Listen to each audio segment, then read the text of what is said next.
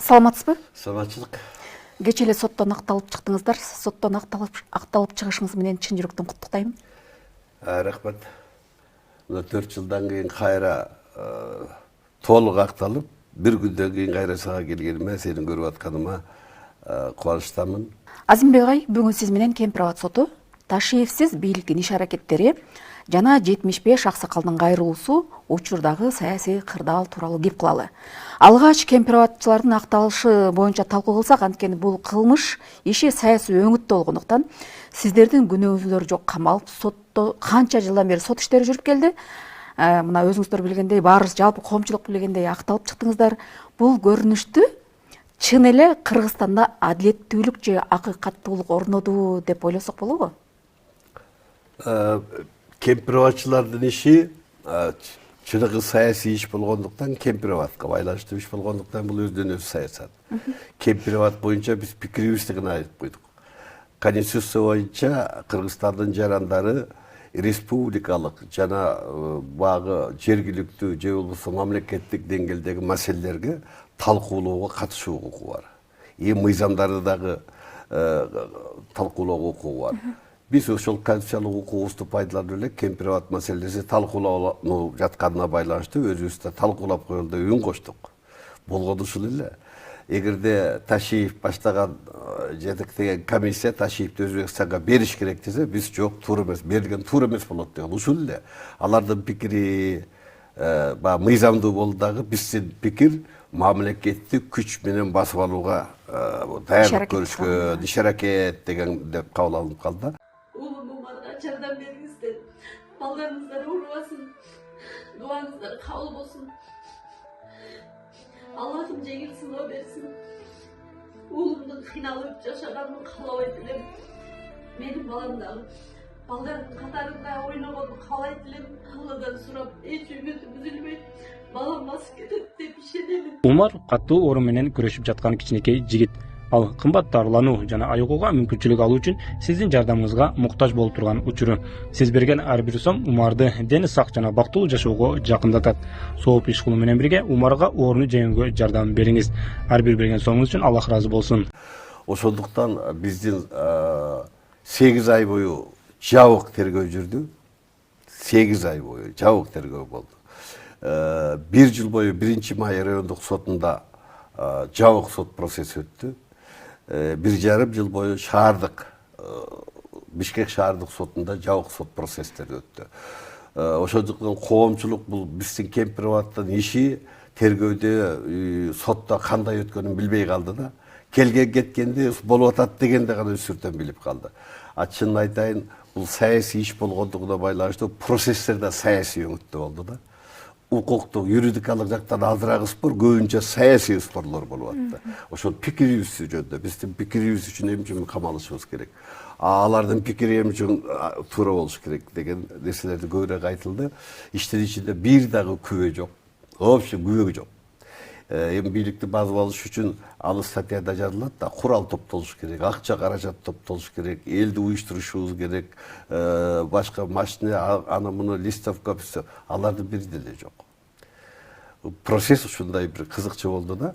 Анан ушунчалык драмалык негизде өттү да. Эгерде эл көргөндө таң калмак, ушунчалык күрөш, кээ бирлерди насилкага салып көтөрүп алып келген күндөрү болуп атты. Кээ бир адвокаттарыбызды больницада яткан жерден жанагы бирде тагылган мээси менен, шлангасы менен сүйрөп келген убактары болду. Чоң адамдарды кээде давлениеси 180, сахары 19 болуп атса дагы врачтар болбойт процессте болсо сотко көтөрүп келген күндөр болду. Эми муну баары артта калды.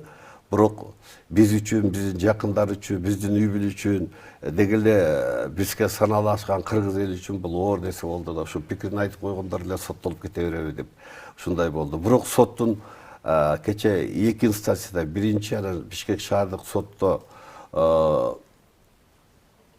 өткөн сот процессин ушу менен адилеттүүлүк же акыйкаттуулук орноп калды дегенди мен айта албайм.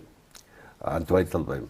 Айтат элем, эгерде соттор дагы, тергөөчүлөр дагы конституциянын деңгээлинде, мыйзамдардын деңгээлинде иш жүргүзсө, мына ошондо биз акыйкаттуулук, адилеттүүлүк орнойт деп айта алабыз.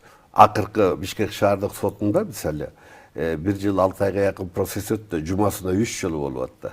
3 жолу. Келебиз процесс болот. 2 соттук коллегиянын 2 состав алмашылды. Бирөө 6 ай карагандан кийин кетти да жаңы состав келди. Алар кайра баштан отуруп ушул метип кетти. Анан Ташиевдин кетиши менен Бишкек шаардык сотуна кандайдыр бир УКМКнын кураторлугу жоголгону байкалды да. Акыркы күндөрү Ташиев кеткенден кийин кураторлук жок экени байкалды. Мындай соттордогу мурда бизде тимеле мокочону тиктегендей тиктебей калып, кадимки эле соттун катышуучусундай Кыргызстандын жарандарындай мамиле кылып, жумшак мамиле кылып калды. Мына ошондон билдик. Соттордун үстүндө калпак, УКМКнын калпагы, кураторлугу алынганы байкалды. Мүмкүн мына Бишкек шаардык сотунун 1-май райондук биз соттун актуу өкүмүн күчүнө калтырганга кандайдыр бир ушул УКМКдагы азыр өлкөбүздө болуп аткан өзгөрүүлөр дагы мүмкүн таасир этиши мүмкүн. Бирок бул толугу менен ушул акыйкаттык, адилеттүүлүк орноп кетти дегенден алыспын. Себеби сага окшогон эле жүздөгөн журналисттердин иши эми карала баштады.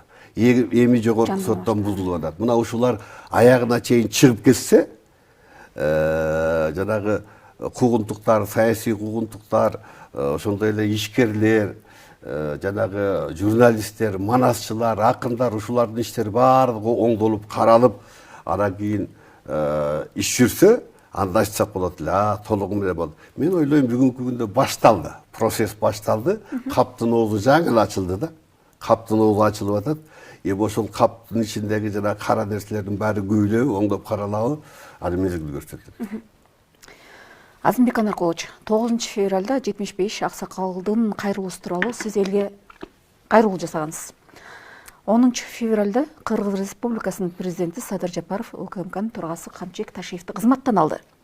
Ошол жерде эл арасында ар кандай талкуу болуп жатат да. Бекназаров менен Садыр Жапаров кандайдыр бир келишим кылып алган окшойт же мүмкүн деген.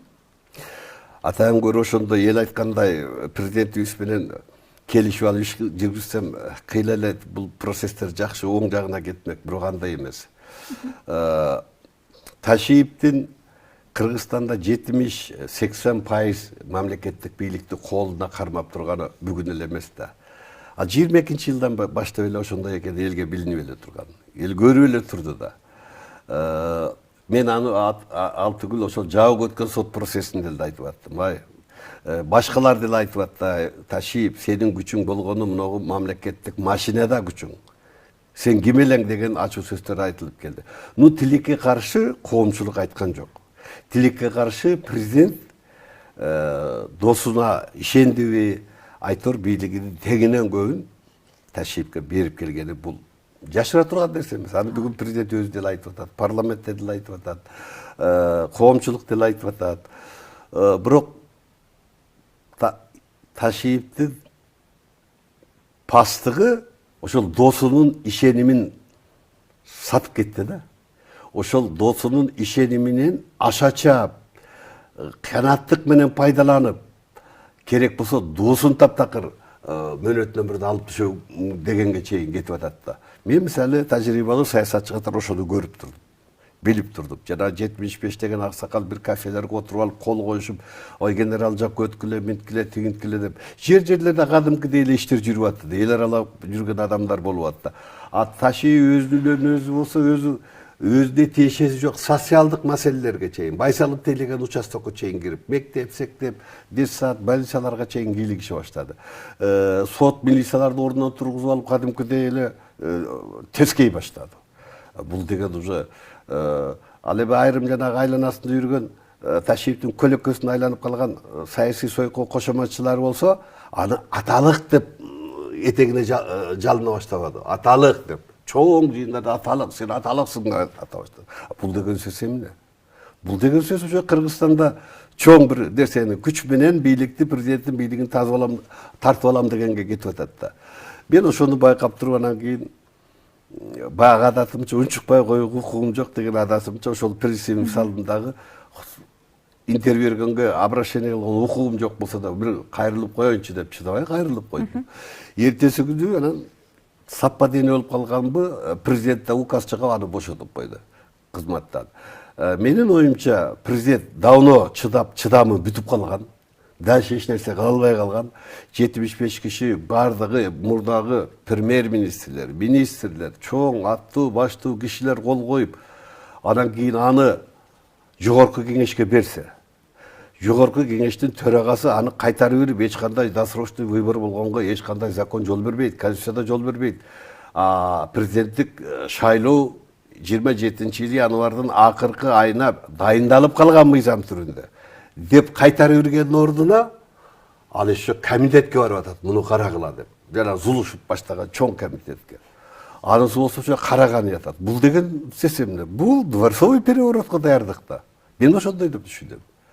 Мисалы бизге деле ошондой статья койду. Биз круглый стол өткөрүп, 27 адам кемпирабад берген туурабы, туура эмеспи ушуну сүйлөп атабыз. Биз президентти досрочный мурда шайлоого апаралы, анан досрочный шайлоо өткөрөлү деген жокпуз да. Мына ошол Ташиев мына ошолорду камаш керек болчу биздин ордубузга. Мына ушулар мөөнөтүнөн мурда шайлоо өткөрөбүз деп даярдык көрүп атат деп. Ошолорду камаса жарашмак. Эмне үчүн Ташиевди президент кызматтан алды, ал кол койгон жок да, 70 менен ичинде жок да деген суроо туулушуп калышы мүмкүн да. Мен биринчи жолу ачык айтып атам. Ташиев ошого жол бербеш керек.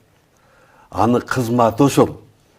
Спецслужба, УКМК деген ошолордун алдын алат. Анын тыңшаар жана мамыттары бар. Ошолорду аңдап журналисттерди, эркин акын жазуучуларды аңдагандан көрө ошондойлорду аңдыш керек болчу. Ал ишин кылган жок да. Ал аткара алган жок. Ошон үчүн президент аны бошотту. Ушундайга чейин жол берди деп туруп бошотту. Президент ошол бошотконун мен туп-туура өз убагында чыгарылган указ деп бааладым. Азыр да айта алам, туура. Эгер андай болбогондо Ташиев 20 канчанчы эле?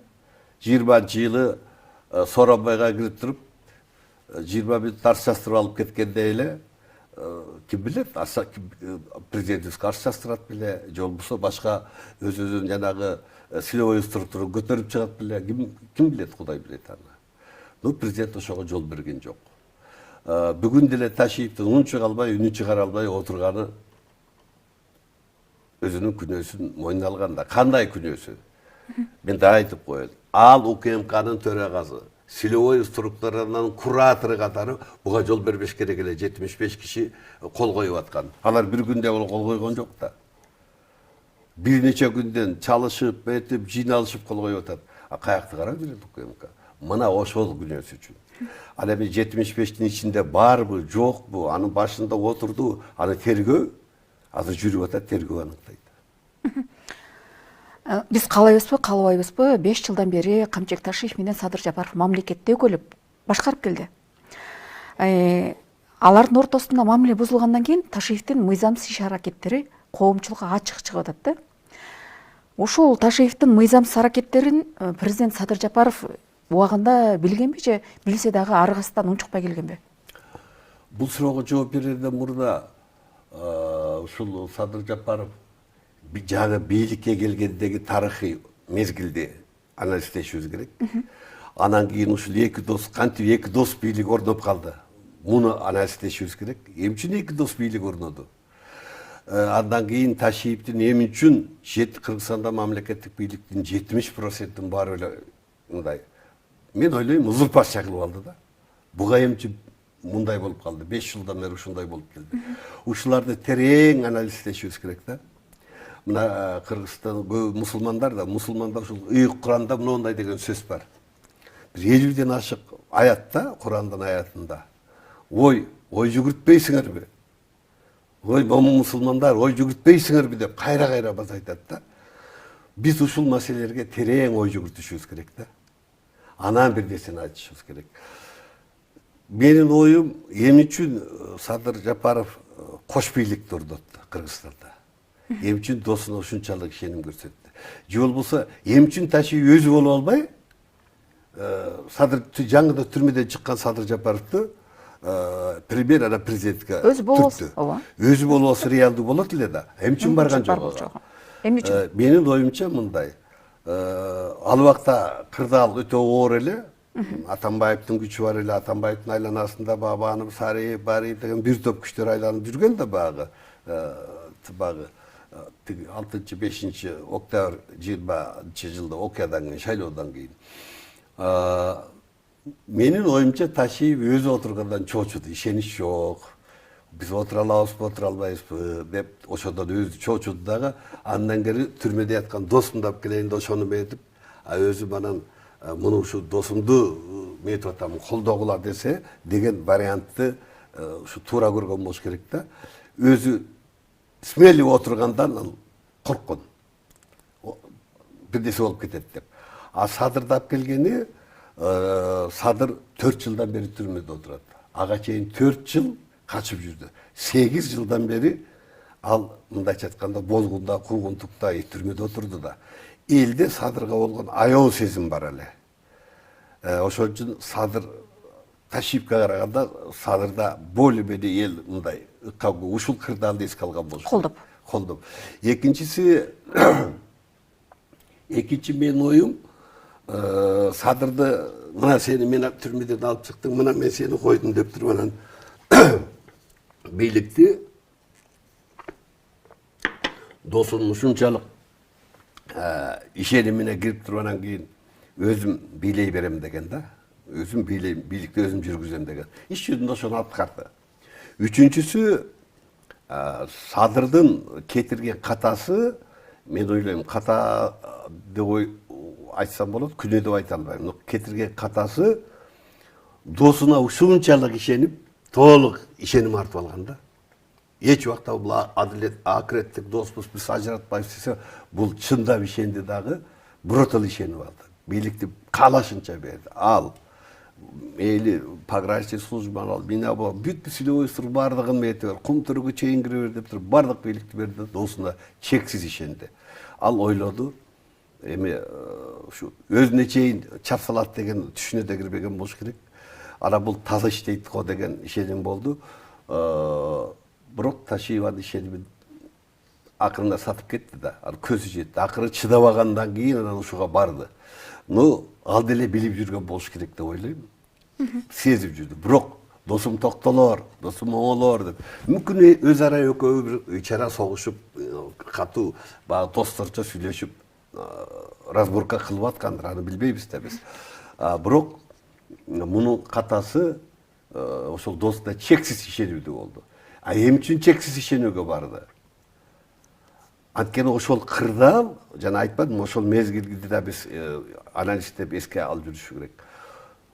Садыр Жапаров 4 жыл качып жүрдү чет өлкөдө, Польшада, Россияда. Анан келип 4 жыл отурду.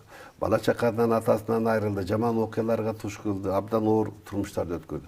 Анан чыга калып эле анан сен мамлекет башына келет деген маселеде түрмөдө 4 жыл отурган адам коомдо мамлекетте эмне болуп атканын жакшы разбор кыла албайт. Просто физически дагы, мындай меме дагы дароо келип мамлекеттик машинени айдап кете албайт да. Ошон үчүн дагы камчык ишенди. Анткени камчы шайлоого ишенип, бир топ партиясы менен жүрдү да, жан жокөрлөр менен жүрдү. А тиги тиякта түрмөдө отурду. Бул адамзаттын тарыхында түрмөдөн чыга келип эле мамлекет башчысы болгон тарыхта биринчи адам бул Жапаров. Эч ким мындай болгон эмес. Мандела түрмөдөн чыккандан кийин бир 2 жылдан кийин Южный Африканын президенти болгон. А биздин президент чыга калып эле болду да.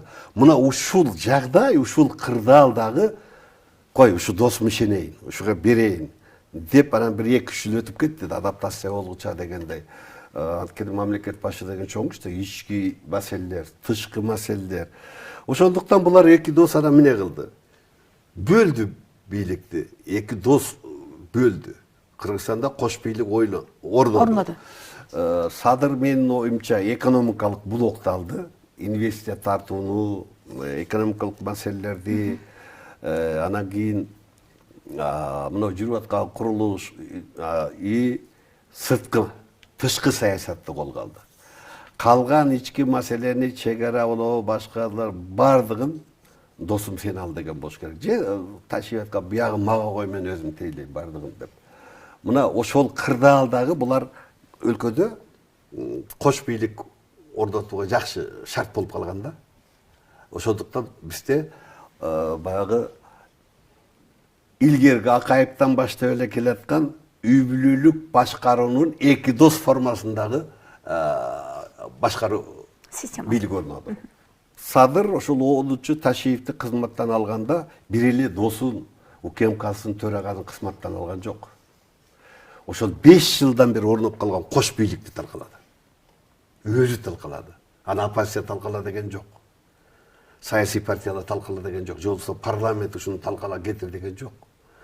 Өзү конституциялыктыкка келем деп досунан чексиз бийликти өзү кызматтан алды да өзү бийликти колду. Бул биринчи тарыхый чоң окуя. Ошону менен ал ошол жана мен айткан Кыргызстандагы үй бүлөлүк кландык башкаруунун эки дос формасында жок кылды. Бүгүн жок ал. Азыр Ташиевдин ордуна дагы бир 3-чү, 4-чү катарда турган достору өлүп талып жанталашып аткан болуш керек. Садырдын менеси болуп алайын, экинчи боло калайын деп камчынын ордуна аракет кылып аткандар бар, байкалып турат. Муну Садыр ага жол бербеш керек. Эгер жол бере турган болсо, анда эле болсо Садыр өзү тарыхта башкача калат. А наоборот Ташиев айтат. Деп мен бунун ишин баары мен кылып аткам дегендей жагдай болот. Мен ойлойм президент ушундай хан досу, акыреттик досуна карабай ушуга баргандан кийин ал чоң терең алыс карап иш кылып атат. Мен ойлойм ага жол бербейт деп. Азимбек Анаркулович, эки достун достугунун ташталганы чыккандан кийин коомчулук арасында саясатта достук жок турбайбы, достор дос эмес турбайбы деген талкуу жаратылды да. Ким кимди сатып кетти? Мындай да. Бул көчөдөгү элдер айтып берет да, саясатты жакшы түшүнбөгөн. Саясий көз караш менен айтып көрүңүзчү анда. Саясатты жакшы түшүнбөгөн адамдар айтат. Мамлекеттик бийлик, аны башкарууду жакшы билбеген адамдар айтат. Анан конституция мыйзамдарды жакшы билбеген айтат. Анан кыргыздын каада салдын наркын билбеген адамдар айтат. А чындыгында саясатта эч убакта дос болбойт. Адамзаттын тарыхында никогда саясатта дос болгон жок. Саясатта кызыкчылык болот. Кызыкчылыкка жеткенге чейин күрөшөт, бир болушат. Кызыкчылыгы топ келбей калганда ажырашат. Мына эки достукка кызыкчылык топ келбей калды. Ташиев эртерээк эле президент болуп алайын деди. Да бир жыл күтүп жүрөмбү деди. А тиги жок, медали бөнөтүм бар. Мен эмнеге деп мына кызыкчылык болду. Экинчиден, эч убакта бийликте кош бийлик болбойт. Кыргызстандын шору 35 жылдан бери ошол кош бийлик, үй бүлөлүк формасында кош бийлик жүрүп келатканда, мына азыр дагы ошол эки дос формасындагы кош бийликти 5 жыл жашап келди. 5 жыл кош бийликте жашап келдик биз. Кош бийликте жашап келдик. Мына азыр ошол кош бийлик жок болду. Ошол үчүн элдер айтып атканы туура, ким кимди сатып кетти деген жок. Мыйзамдуулук ордуна келди. Президент өзүнүн досуна ишенип берип койгон мелерин кайтарып алды, койду. А досуна ашкара берген бийликтерди кесип туруп берди дагы ар ким өзүңдүн ишиңди кыл деп азыр бардыгын айтып атат. Ар ким өзүңдүн ишин кыл. Менин досум жок. Мурдагыдай ага баш ийгениңерди токтоткула деп. Мына парламентке барганда айтпадыбы, ачык сөз айтпадыбы. Бир досуман айрылсам 7 миллион досум бар дедиби? Ошентип айтты? 7 миллион. Мына ушул сөзгө, ушул сөздүн өтүнүнө жетиш керек. Бийликте турасың, эл сага мандат берди беле, өзүң башкар. Аялыңа, иниңе, досуңа жана башка деген ал болбойт. Акыры ушу менен кетет. Любой бийлик, любой император, империя болсун, бийликти эң ошол айланасында жүргөн жакындары талкалап келген. Не оппозиция, не душман, эмне жакындары талкалайт. Түйдө ошо жакындары жетет. Мына азыр Садыр мына биринчи жолу 35 жылдыкта, мисалы Акаевда, Бакиевда, Атамбаевдагы, Сооронбайда өзүнүн үй бүлөлүк башкарууну сындыра алган эмес. Ошонун курмандыгы болушту бардыгы. Жаманаты да ошодон болду. А бул өзү бийликте турганда өзү сындыра алды. Биринчи президент өзүнүн ошол жанагы үй бүлөлүк başkaruudагы эки дос түрүндөгү кош бийликти сындыра алды. Бул да тарыхый нерсе. Болуп өткөн окуялардан кийин Ташиевдин баласын, бир тууган инисин Ички иштер министрлиги тергөөгө улам чакырып атат. Инилерин баласын кайра тергөөгө чакырылып атканын кандайдыр бир хаксыз кукус десек болобу же мыйзам чегинде көрүнүшпү же болбосо бул көрүнүштү саясий өңүт катары кабыл алсак болобу? Эми силер азыркы бийликтин дагы бир садырды досум дейбиз да бир 3-чү демес го ал, 5-6-чы дамым 6-чымын 5-чимин деп жүргөн дагы бир Эргул бар, Байсалов деген. Биз кемпир ачылар акталганда ошентип айтпады, биз кемпир ачыларды кичине тарбиялап койдук деп. Сен ошондой деп атасың го, бул Ташиевдин бала чакасын, инилерин кичине тарбиялап атат го, Байсаловдор деп аткандай болуп атасың да. Жок. Коомчулукта деле ошондой сөз жүрүп атат. Жок. Мен оюмча бул өтө терең. Буга бир эле тергөөчүлөр укуктук эле баа эмес, саясий укукта баа берилгени туура болот. Мен ушу 35 жылда бери историяда жүрүп, бардык тарыхый окуяларда парламенттик комиссиялар түзүлгөн, ошол окуяны тарыхка калтырып коелу деп. Мамлекеттик комиссиялар түзүлгөн. Акаевдин кетишинде да, Бакиевдин кетишинде дагы, июнь окуясында да, апрель окуясында дагы, ак суу окуясында дагы, мартов бардыгында мамлекеттик и парламенттик көз карандысыз комиссиялар түзүлүп, анан ошол өлкөдө ушундай окуяларга терең баа берген да, тарых, историяда калыш үчүн. Мен оюмча, ушул 5 жылдын ичинде, мисалы Баткен окуясында Тажикстандын Кыргызстанга жасаган агрессиясында жүздөй адам өлүп, канчалаган объекттер талкаланса дагы парламентте комиссия түзгөн жок, мамлекеттик комиссиялар түзүлгөн жок. Ошол үчүн азыр биз Баткен окуясы эмне болгон, эмне дегенди элибиз жакшы түшүнө бербейт. Анткени комиссия иш жүргүзгөн жок да. Генеральный прокурор Зулушев кокуй иш козгодум деген, анын жыйынтыгын эч ким деле билбейт. Эмне болуп? Эми үчүн Кыргызстанды танка менен басып келди Тажикстан, эч ким билбейт. Мына бул окуяда дагы, азыр бул окуяда дагы милициянын тергөөчүлөрү барып эле аны сурап 2 саат сурап, 3 саат сурап анан кое берип атканы, буну менен бул азыркы жагдайды точко кое албайбыз. Менин жеке пикиримде президент Садыр Нуркожоевич азыр ушул коомдук ишмерлерден, депутаттардан, башкалардан кошуп туруп мамлекеттик комиссия түзүп, ушул УКМКнын 5 жылдык ишине калыс, көз карандысыз бир жыйынтык чыгаргыла деп койсо, ушул более калыстык болот эле. Көз карандысыз нерселерден. Анткени Ташиевдин азыр 5 жыл ичинде курган жанагы финансалык пирамидасы, баласынын байлыгы, инисинин байлыгы, эми инисин деле баласын деле билем, мен Ташиевге адвокат болуп жүргөндө, и булардын байлыгын да билем канча экенин. Анан бирок бүгүнкү мен окуп аткан нерселерди көрсөм, мен деле төө чачым тик туруп атат. Бир эле тергөөгө ишенип, тергөө менен бүтүрүп калбай, анткени тергөө кандай бүтөрүн деле билебиз да. Тергөө башкача бүтүп калышы мүмкүн. Мисалы Ташиевди 2 саат сурак кылды дегенде, тергөө башкармасынын башчылыгы эшикке чейин узатып машинесин салып анан кирип атат. Көрсөттү ошону. Соцсетте жүрөт. Анан ошол тергөө башкармасы ошентип узатып аткандан кийин ким тергөөгө ишенет азыр? Коомдо соцсетте болуп аткан жанагы жүздөгөн, миңдеген деп эсем да, жүздөгөн үй бүлөнүн көз жашы, куугунтукталган бизнесинен, ишканаларынан айрылган ишкерлер, мисалы жанагы Аю деген бар, мисалы да мен билгенде, Ташев деген бар, Абдикеримов деген бар, ондогон кичинекей жерлеринен жөн эле ушуну өткөрүп бересиң деп чакырып алып туруп эле алып койгондорду мен түрмөдө жазып өзүм көрдүм. Мен менен анча мынчалар жатат, 3-4 күндө кол коюп берип берсем чыгарбайт экен деп кол коюп берип кеткендерди канча берем. Паланчага показания бер деп атат, берип койбосом болбойт экен деп канчалар кетти.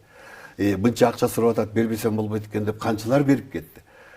Булардын артында эмне деген нерселер бар? Ачыктан ачык эле мына президентибиз айтпадыбы, ОПГ менен күрөшөм деп УКМКны өзү ОПГ кылып коюп бер деди. Бул өлкө башынын сөзү. Бул оюн эмес. Бир калыс нерсени ушул жерде айтып кетейин. Давайте ошол биздин ОПГ Камчы Көлбаевдин ОПГсы менен УКМКнын ОПГсын ушу 5 жылда кимизи көп Кыргызстанга залал алып келди, зыян алып келди. Кимизинен көп элибиз адамдар кордук көрдү, ишкерлер кордук көрдү, бизнесмендер деп туруп Марат меме жарыялайчы бир. Кибизден аз көп түшер экен. Мен ишенем. 100ге 10 болот. 10 Көлбаевдин үстүнө жаса, 100 УКМКнын үстүнө жасат. Биздин мамлекет өзү опугу болуп калды да, уюшкан кылмыштуу топ болуп калды. УКМК. Аны эми тергөө аныктап чыгып атпайбы азыр. Даже Көлбаевдин маштелери алардын үйүнөн чыгып атат. Эми канчалаган ишкерлердин көз жашы. Көп ишкерлер азыр үнүн чыгара албай отурат. Канчалаган өзүңө окшогон жаш журналисттер, ырчылар, манасчылар кандай кордуктарды көрдү. Күйөөсү, өзү, бала чакасы, аялы бар оптон бирип чыгып атпайбы? Азыр да жатышпайбы? Анан ушуну жөн эле анан тергөө менен бүтүрүп коебуз, анан кийин анан мына Ташиевдин баланы иш козгоп койдук, анан инисин анан депутаттан кетти деген менен бул бүтүп турган нерсе эмес.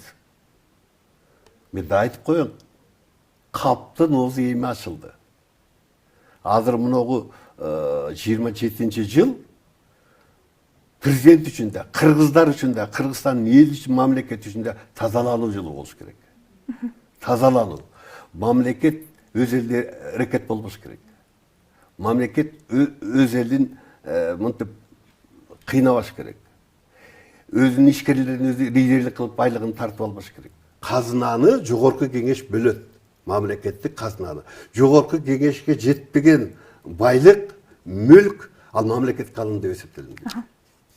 Ошондуктан мен ойлойм, эгерде Ташиевдердин жанагы инелеринин, балдарынын ушундай байлыктары мыйзамсыз болсо, комиссияда аныктап чыгыш керек. Анан кийин ошол мамлекеттик деңгээлде. Мына аталыгыбыз деп 80дей депутатты Ташиев өткөргөн. Аны жашыргандар. 80дей Ташиев жетелеп алып келген ушулар. Кана бирөөдөн чыгара алган жок го. Ушулар эми комиссия түзөбү, комиссия түзбөйт булар. Аталыгынан коркот да, аталыгы торпогунда сүзүп койгондо булар. Ошондуктан мен ойлойм, мынтип сурак кылып кое берген менен туура эмес. Бул биринчиден. Аягына чейин чек коюлуш керек. А жок, мыйзамдуу болсо, эч ким ага тийгенге укугу жок.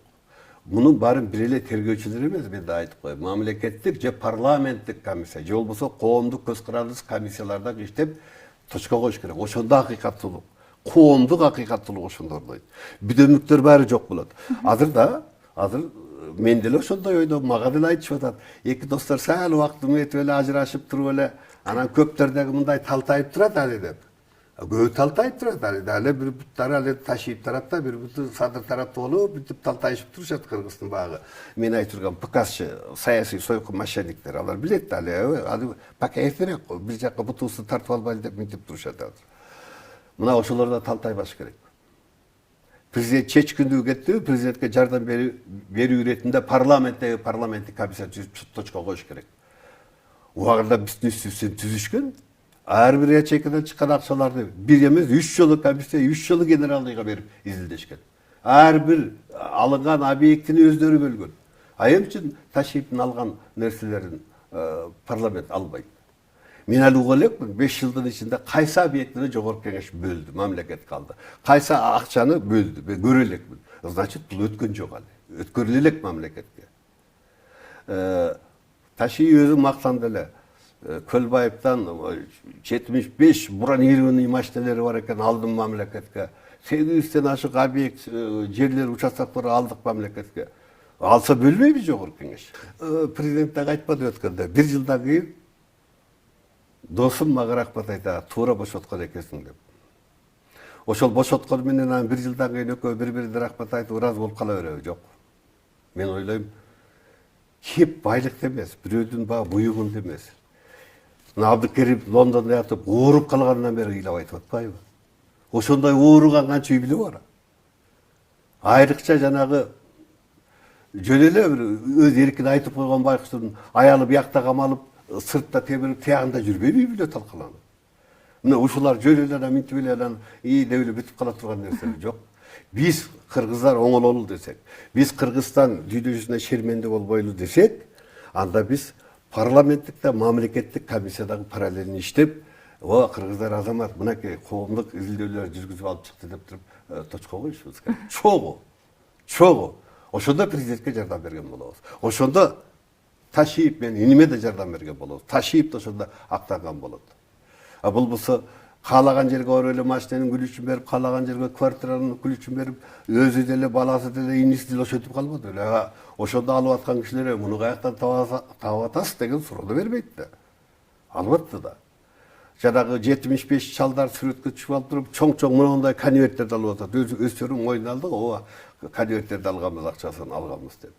Мен угушумча чоңураак аксакалга чоңураак акча бериптир, кичирегине кичирээк акча бериптир. Еще буягында интересный болуп атат. Ошол алып аткан аксакалдар, бул акчаны биз эмнеге алып атабыз дебейби? Күч структурасынын башын ташыйып деп эмнеге алып атабыз деп.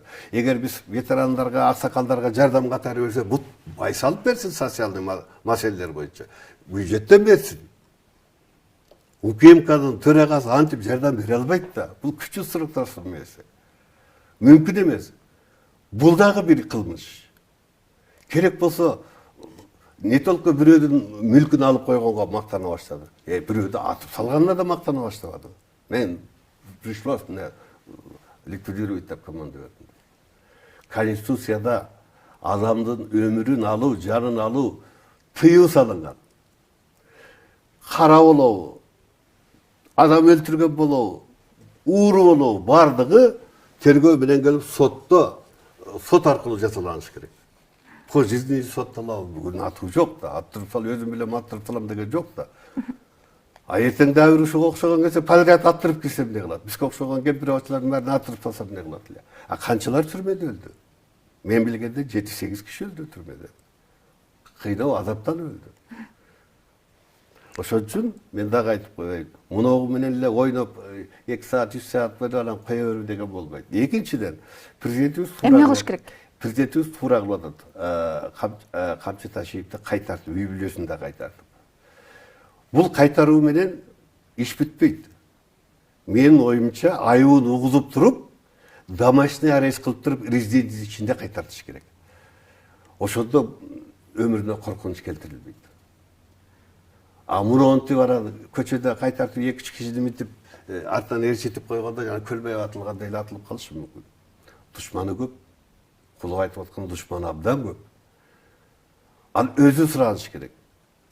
Азыр Ташиевтердин дагы окружениясы, жээндери, өздөрү тиги ар кимдин менчигин алып, башкасын алып, шурун катканы көп да. Акыйкат таба албай калса, ушинтип булар сурак кылмыш болуп мынтип кете берсе, Ташиев самосуд кылгандай булар да самосуд көтөт. Азыр эми Садыр Жапаров кишенин акыйкаттык болот экен, буларга да закон болот экен, кылгандарына жооп берсин деп үмүт кылып отурат да. Үмүтү аткарылбай калгандан кийин так ошо Ташиев өзү жол көрсөтүп кеткендей самосудка барса эмне болот? Ага жол бербешибиз керек. Эки достун жеке таарынычы өлкөгө, бийликке же болбосо келечекке кандайдыр бир өзгөрүүнү алып келиши мүмкүнбү? Өзгөрүүгө келди да. Мына экөөбүз сүйлөшүп отурбайбызбы? Эгерде Ташиевди кызматтан бошотпосо бүгүн экөөбүз бирге отура албайт элек да. Мына анча-мынча журналисттердин иштери кайра кайтарылып атат. Бул да өзгөрүүдүн башталышы, бирок башталышы. Бул токтоп калбаш керек. Мамлекеттик институттардын бардыгын реформалаш керек. Айрыкча парламент өзүнүн ишин кылыш керек. Блогерлик нотариалдык деңгээлден өйдө көтөрүлүш керек. Парламентти карасаң эле ушу эки депутат бири-бирине кайшы айткан суроо берген, айтты соцсетке коюлуп, мактанган ошол. Андан өйдө көтөрүп парламент өлкөдө элдин атынан сүйлөй турган экинчи орган катары иш кылыш керек. Аны кыла албайбы? Парламентте коргулбай кетиш керек, тараш керек булар. Бүгүнкү парламенттен эч кандай эме жок, пайда жок да. Мен эки эле депутатты билем бул жерде. Депутат дегенге татып, Сурабалдиев менен жанагы Бекешевди билем. Жок дегенде жаңы келген депутаттар ошолордон үйрөнүш керек да, үлгү алыш керек да. Өзү билбесе ошолордон үлгү алыш керек. Генеральный прокуратура. Эгер башкы прокуратура өлкөдө мыйзамдуулукту көзөмөлдөп, тергөө органдарынын тергөөнүн мыйзамдуулугун көзөмөлдөгөндө ушуга окшогон нерсе болбойт эле. Жүздөгөн адам камалбайт эле. Эгерде прокуратура өз ишин кылганда. Ташиевдин алдында жатып калды да булар. Плинтуске атып калды да Зулушевдин убагында. Ташиевди алар көзөмөлдөш керек да. не президент, УКМК'ды керек болса генералды прокуратура көзөмөлдөш керек. Мен генералды прокурор болгон кишимин. Менин убагымда УКМКнын төрагасы Таштамир Сыдыковду Айтбаев деген СКда секретарь болуп жүргөн абдан такшалган мыкты киши болчу. Аны карабай мен закон боюнча айтып, укук коргоо органга координацияны генералдый прокурор кылат экен, келиңиз десе, министр МВД булар барып, ошол жерде отуруп, мыйзамдуулуктарына биз балдарды жиберип оңдотчубуз. Ар бир козгогон ишин текшерип турчубуз. Азыр прокуратура жок да. Почти жок да. Прокурор деген жок. Мына кемпирабад ишинде биз даже бир тергөөчүгө ишенбөөчүлүк отвод келтирип генералдыйга жиберсе, кайра ошол Жапековдун өзүнө жиберип атпайбы? Жапеков бизге айтып атпайбы? Алар чечпей кайра мага жиберип атпайбы? Бизге алып келип күлүп атпайбы? Мына ошол прокурорлор отурат азыр.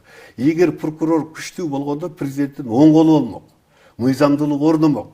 Мыйзамдар так колдонулмак. Мыйзам алдында баары тегиз жашамак болмок. Мындай УКМК кутурганчылык болмок эмес.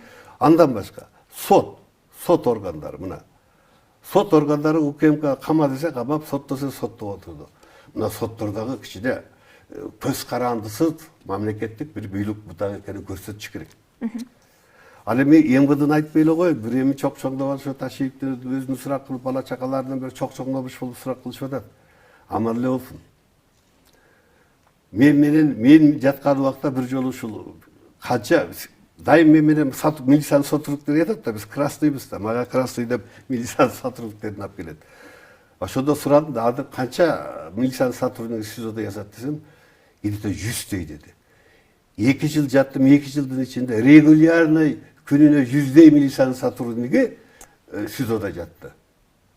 Бул деген эмне? Илгери бир участковой нарушение кылып берсе, министрин айдап чыкмак партия. Бул жерде карап туруп министрди бошотчу. Сенин милицияң ушундай нарушение. 100 деп жатышты. Бардыгын эле УКМК камады. УКМК камап эле апарып эле тыгып эле жатты. То есть УКМК МВДга күчүн көрсөтүп атты да. Биз мында кыйынбыз, сен кыңк этпейсиң дегендей кылып атты. Иш козгоп туруп берет, мен тергейсиң деп. Тергей. Биздин ишти эле булар козгоп УКМК берип койгон тергейсиң деп. Эми МВДга берип койгон. Ушундай нерсе болбош керек. Ар бир министрлик, ар бир мамлекеттик орган өзүнүн конституциядагы ыйгарым укугун так аткарып, кимге отчеттуу экенин ошону так аткарса, бизде бардыгы жакшы болмок. Адилеттүүлүк да болмок, президенттин иштегенде да жакшы болмок, элибизге да жакшы болмок. Тилекке каршы андай болбой атпайбы, президенттин эң жакынымын дегендер башкарат. Айланасындагылар башкарат. Азыр деле жүрөт. Мына 3-мүн, 4-мүн дегендер дали кылып атат. Ачыктан ачык мен 3-мүн дегендер жүрөт президенттин айланасында. Президент акырын ошолордон арылыш керек. Не только Ташиев. Аны Ташиевдин ордуна абдан конкурент болуп атат дейт. Экинчи болобуз деп дейт.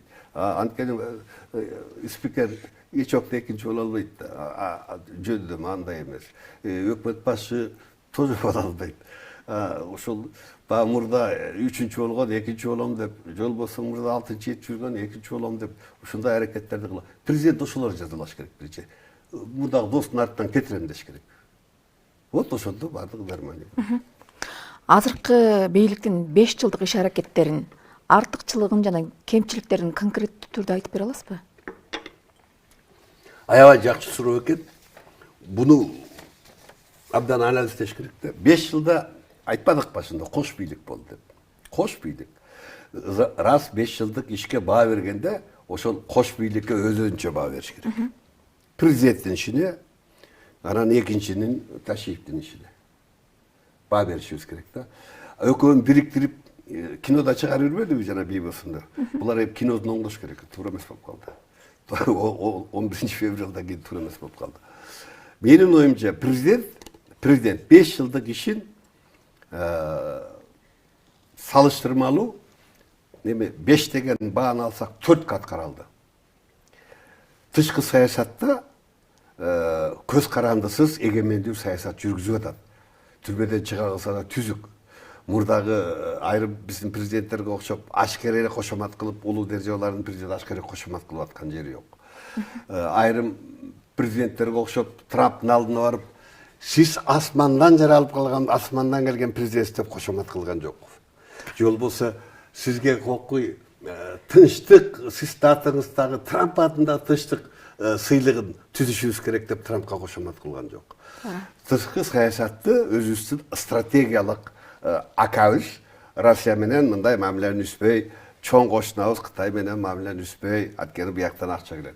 Түзүк мамиле мындай эгемендүү саясат жүргүзүп атат. Муну моюнга алышыбыз керек. 4 деген бааны мен кое алам, коркпой эле. Инвестиция тартуу боюнча дагы. Мына стройкалар эмнеден курулуп атат? Инвестиция менен курулуп атат. Мамлекеттик бюджеттен анча-мынча каржыланып атат. Айрыкча айыл жолдору оңолуп атканда мен абдан бетип атам да, биздин айылдын жолдору азыр жакшынакай болуп калды. Эми оңолуп калды. Эми сапаты башка нерсе, жүрө-жүрө көчүп түңүлөт да. Бу да жакшы. Президент анан өзү баш болуп жыл сайын элдик курултай өткөрүп атат.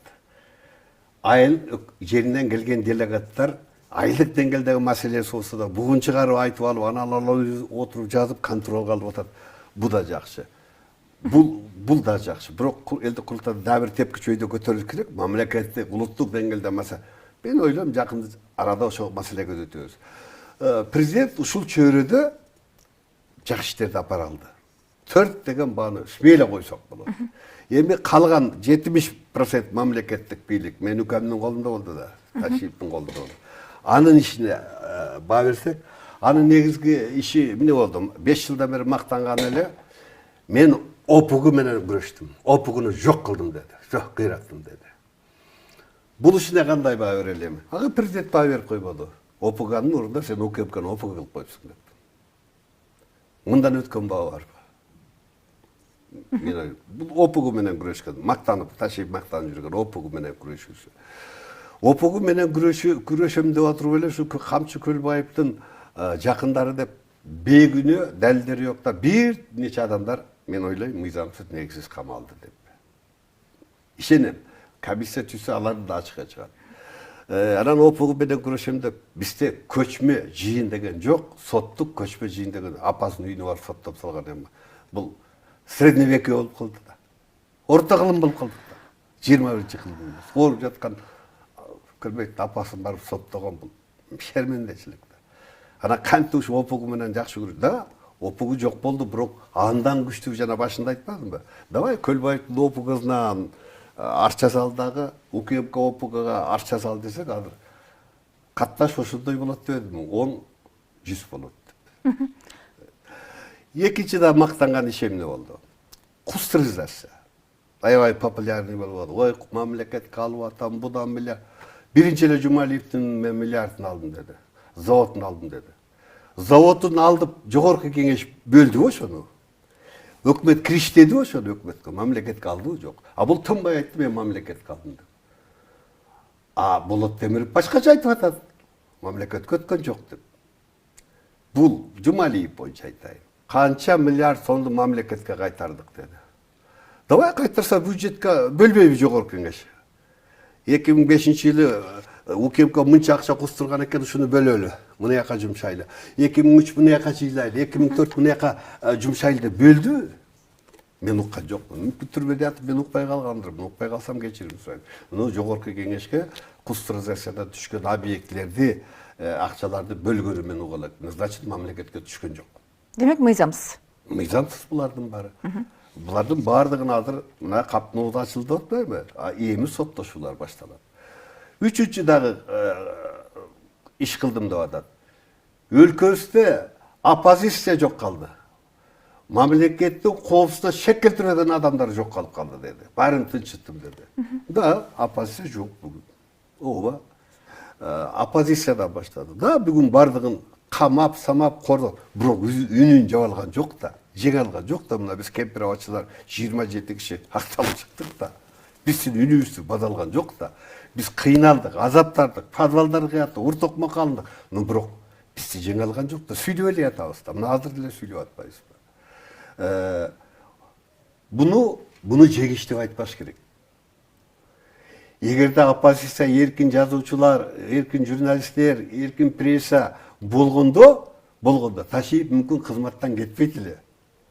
Эки достун бийлиги, эки дос бийлиги мүмкүн ажырабайт эле.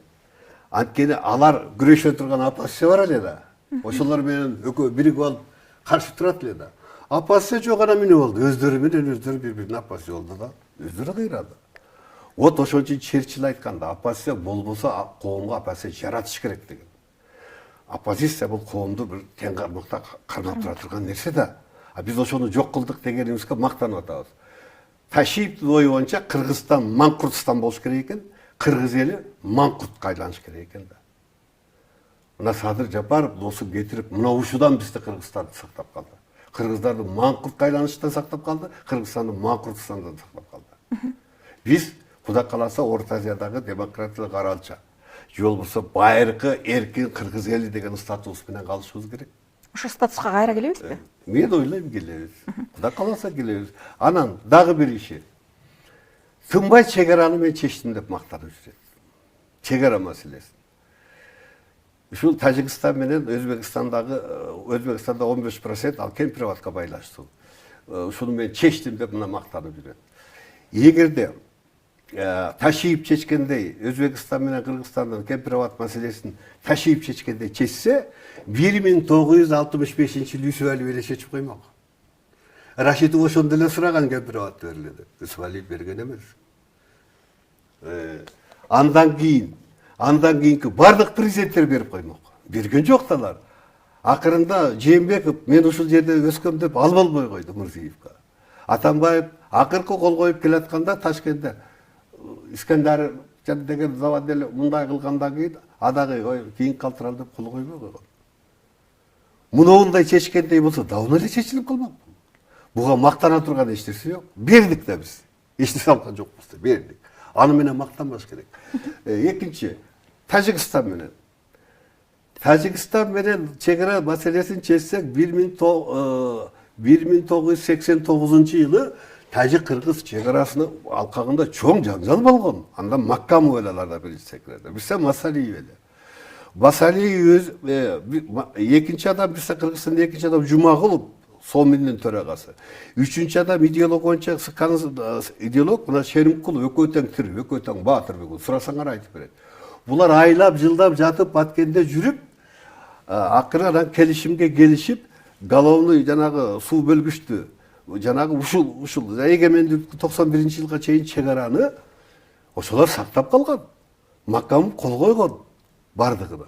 Ворок Анклав бойдон калган. Достук айыл бизге калган. Головной суу сактагычы бизге калган. Эгерде азыр Ташиев чечкендей Кыргыз-Тажик чегарасын чечсе, ошондо эле 89-жылы Масалиевдер эле чечип коймок. Маккамовго берип эле ушундай мына сууну тең пайдаланалы, достук айыл берели, анан ворокуңарга нейтралдуу жол берели деген. Алар кылган эмес. Алар 1 сантиметр болсо да Кыргыздын жери деп ыйык көргөн. Кой кемитпейли деп. Ошон үчүн мен жеке пикирим, чегара маселеси боюнча Ташиев мактанбасын. Али тарых буга баа берет али. Нечен жолу баа берет тарых. Тарых бул эмчи чегара маселени Ташиев чечти деп атам. Мен чечтим деп жүрбөйбүн. Мен бердим. Мен чечтим. Мен чечем.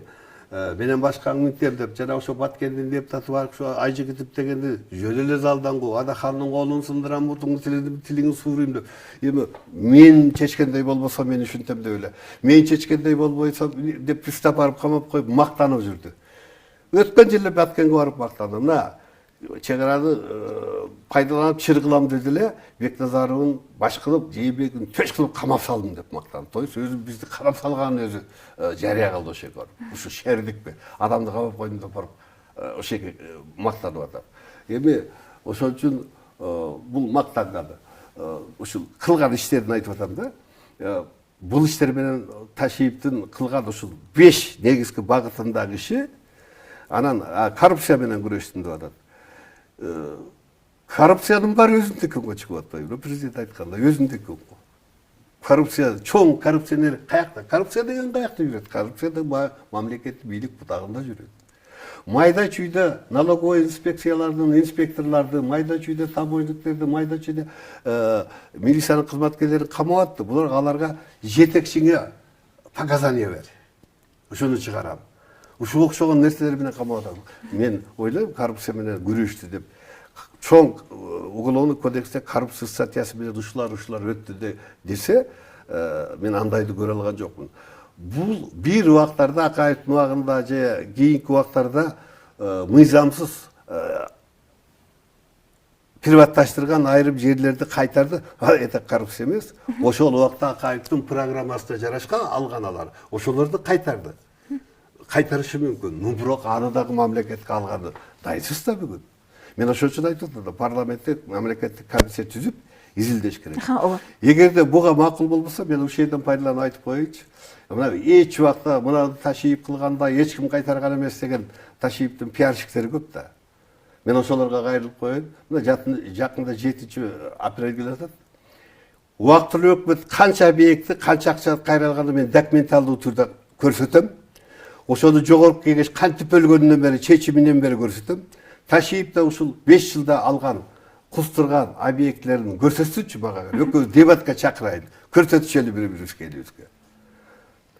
Ташиевдин баатырлыгы, элдик генерал, анан баатыр тиги, бул анан бул дегени мен ачыгын айтып коеюн дагы.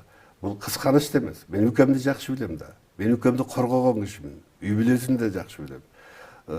Дээле жакшы көрөм. Ушунча мага алган азап тозогуна карабай, дээле жакшы көрөм. Жамандык, мен көргөн жамандыкты бул Кудай ага көрсөтпөй эле койсун. Бирок эл алдында ушулду жүздөгөн үй бүлөгө салганына эркекче генералдарга жооп берсин. Ошолордун ар кимисинен кечирим сурасын. Ошондо генерал болот. Ошондо элдик баатыр болот. Анан жанагы 200 пиарщиктердин акча төлөп коюп эле, анан бул мындай кыйын, анан бул мындай титиретип койду, анан кайтып койду, анан кустуртуп койду дегендери менен ал баатыр бололор. Бүгүн жок алар. Кана ошолор? Кана? Титиретип койгон Ташиев. Андай кошоматчылар убактылууда. Ошол үчүн алар жок. Мен ошол үчүн Ташиевдин 5 жылдык ишине 0 деген дагы. 0. Эгер ошо 0 андай эмес десе, мен мына дебатка келсин, көрсөтөм. Биз убактылуу өкмөт 3 айда эмне канча объектти кайтардык мамлекетке. Ал 5 жылда эмнесин кайтарсын, көрөлү ошол жерде, салыштырып элибиз көрсүн. Мен чакырам, келсин. Азимбек Анаркулович, ушул тапта Кыргызстанда калыс пикирин айта ала турган саясий күчтөр, оппозициялык топтор же болбосо партиялар барбы? Кыска нуска. Бар, сен көз айтып атпайсызбы азыр. Бар, бу дагы бар. Чет өлкөдө качып жүргөн журналисттер да айтып атпайбы. Түрмөдө ятып эле ондогон журналисттер айтып атпайбы пикирин. Туугандары да бул чачылып кетти, жоюп салдык дегенге мен ишенбейм. Алар бар. Бирок болгону ушунчалык Ташиевдин зомбулугунан чүнчүп, ийилип, ушундай чөгөлөп жан сактап турат да. Азыр эми ошолор Ташиевдин кетиши менен байшешектей болуп мынтип жабылып чыгат деп айта албайм. Ушу биригип алып Ташиевдин мындай байчалык эме Ташиевдин ордуна келе калам дегенди да колдобойм. Биз мамлекеттин улуттун кызыкчылыгы үчүн тескерисинче азыркы Садыр өзүнүн досун садага чаап ушундайга кетип атабы. Ошондой конструктив жол менен биригип жардам беришибиз керек президентке. Мына ошондо чоң оппозиция курабыз. Ошондо чоң оппозиция деп коебуз, ошондо чоң күчкө айландырабыз. Ошондо кыргыздар өзүнүн тарыхый тубаса багы каада салттуу, нарктуу мүнөзүбүзгө келебиз. Азимбек Анаркулович, сиз Ташиевди кандай билгендей эле, биз сизди ошондой билебиз. Кандай саясий кырдаалдар болбосун, өзүңүздүн чындыгыңызды жашырбай айтып келесиз да. Тилекке каршы ошол учурунда сизди эч ким укпайт. 2020-жылы эки достун достугу сөзсүз бузулат. Анын биринчи Ташиев баштайт деп сөзүңүз ушул жерде маек бергенсиз. Тилекке каршы ошол маектердин баардыгы көрсөтүлбөй калган убагында эми мындан аркы саясий суроо берейин. 2027-жылы январда президенттик шайлоо өтөт. Ошол президенттик шайлоо кандай өтүшү мүмкүн? Президенттик шайлоо азыркы президенти Садыр Нуркожоевдун мындан аркы жүргүзгөн саясатына байланыштуу болот. Азыркы жүргүзгөн ушу досунан айрылып, ар бир мамлекеттик институттарды реформалап, анан кийин мындай кичине калыстуулук, ачык айкындуулук берип атат. Ушул саясаттын уланса, мен ойлойм, шайлообуз жакшы эле өтөт. Президент дагы 5 мүнөткө шайланат. Эгерде ага болбой жанагынтип эле показука кылып досун, үкөсүн, анан мунусун, анан жакындарын депутаттан кетип эле анан жашай бер деп ушу менен эле чектелип кала турган болсо, ачык сөз анда шайлоо өтө курч өтөт. Сиз өткөндө бир сүйлөшүп отурганда мындай сөздү айттыңыз да мага. Аксы окуясына бир ошол иш чараны өткөрүүдө же эстегенде мен ошол учур менин жүрөгүмдүн кан тамырынан өтөт депчи. Жакында апрель окуясы жана июнь окуясына 16 жыл болот. Ошол окуялар тарыхтан өз ордун таптыбы? Апрель окуясы, июнь окуясы убактылуу өкмөттүн мүчөлөрү, Батыров жана ячейкалар тууралуу коомчулукта аябай талкуу болот. Ошол талкууларга кандай пикир айта аласыз? Сиз өзүңүз убактылуу өкмөттүн бакандай башчыларынын бири катары жогорку суроолорго кандай жооп бере аласыз? Ак Суу окуясы 24 март, 7 апрель, анан 10-жылкы июнь окуялары булар баары тамырлаш да. Бири-бири менен уланып келген нерселер. Өтө чоң тема, өтө чоң окуялар. Тилекке каршы мен камалып жатканыма байланыштуу 4 жылдан бери ушул окуяларда интервью бере албай калдым, айта албай калдым, сүйлөй албай калдым. Бирок канча буча соцсеттерге кээ бир саясатчыларды, ошол убакта жүргөн саясатчылардын бурмалап, башкача айтып аткандарын угуп атам. Өзүм деле ошолорго бир ответ бербей, уялсаңар болот дегим келип атат да. Ара бирок бул өтө чоң тема болгондо байланыштуу мына 7 апрель келет атпайбы? Ооба. Ушунун алдында экөөбүз бир чоң маек берели. Жарайт. Өзүнчө чоң. Мен бүт документтерди алып келип, ушу кыргыз коомчулугуна дайыр жол документтерди көрсөтөйүнчү. Ошо ячейкалардан алынган акчалар кимден алынган, каяка жумшалган, эмне болгон, Ак Суу окуясы эмнеден чыккан, же болбосо Бакиев кантип бийликке келди, Кулов экөө кантип тандем болду, тандемди ким бузуп кетти. Ушуга окшогон нерселер азырда айтылып атат. Мына эки достун тандеми бузулганына байланыштуу ошо Бакиев менен Куловдун тандеми деген нерселер чыгып атат. Ушуга окшогон нерселерге бир кенен кесири кийинкиде мен жооп берейин. Бизге алтындай убактыңызды коротуп, маек куруп бергениңиз үчүн чоң рахмат. Мындан аркада ишиңизге ийгилик. Мындай учурда калыс пикирин айткан аксакалдардын баары жокко чыгып кетет эмеспи? Кандай учур болбосун, сиз бизге келип ушул саясий кырдаалда бийликтегилерге өз пикириңизди айтып келесиз. Бул боюнча сизге терең ыраазычылыкты билдирем. Сизге рахмат. Ошол көптөр коркуп, кой будан интервью алып бийликке жаман көрүнбөйүн дебей, дайыма интервью алып, чакырып, бизди колдоп, бүгүн мына Нургазы Анаркуловдун акыбалын деле көрүп атам. Ушуда канча жылдан бери ушу биз менен эле жүрчү эле. Анан мына